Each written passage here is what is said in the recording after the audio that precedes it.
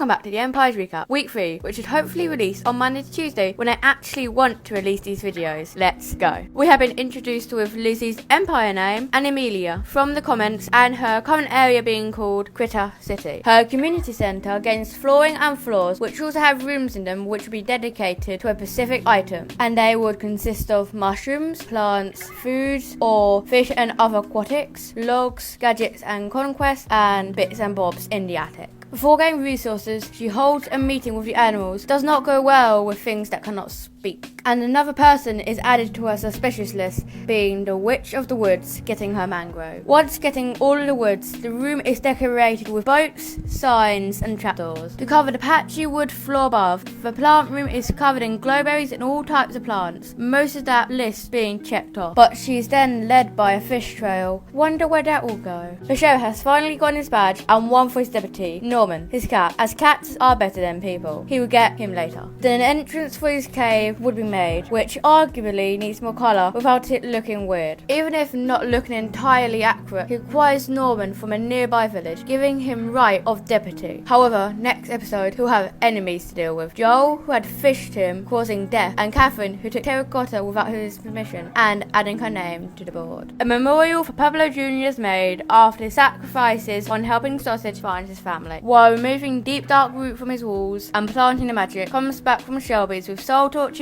and from Scott a selection of dyes for 8 stacks of hand-cut oak wood. Proceeding, he would build his lumber mill, which would be the place where people can get their logs straight from boat ride, with the logs being on display despite the netherwoods. They are for next episode. Getting the cinnamon roll from his child, proceeds to give Joel a show by giving him a stack of yellow star rockets. From making the farm last episode, this episode Joey will be making the shop. With making the shop and interior, he still is undecided on what to price the prismarine, but is willing to trade. For the shop's grand opening, he brings along Sausage, who is able to take 1 free stack for giving him a pair of elytra for his old one. However, it is now time for real customers, this time an unsuspecting Lizzie following a fish trail, which would then lead to his shop. While she arrives from his bay, he expects diamonds galore, but she only has amethyst, then fish, which then he gives her a diamond for, then gotten back with a convincing to get a stack of prismarine. Unfortunately, we'll get an Empire name next episode, as a new idea has come up: Emerald Isles. fWhip aims to build an automatic cobblestone farm in the middle of his empire, so it'd run whatever, whenever he was. And around a span of 1 hour, the farm can accomplish 130,000 cobblestone. Houses are then made for villagers, which inside are stalls for them to hang out, having the trading hall done, being connected by a bridge. A clearer sign is made to the farm with flashing lights in case you lose it. After, he goes to Shelby for weakness potions, paid for in rocks and copper, but would also want a potion to get to Joel's, a good friend. But the potion he drinks doesn't give him super jump, but gives him good hearing with large goblin ears.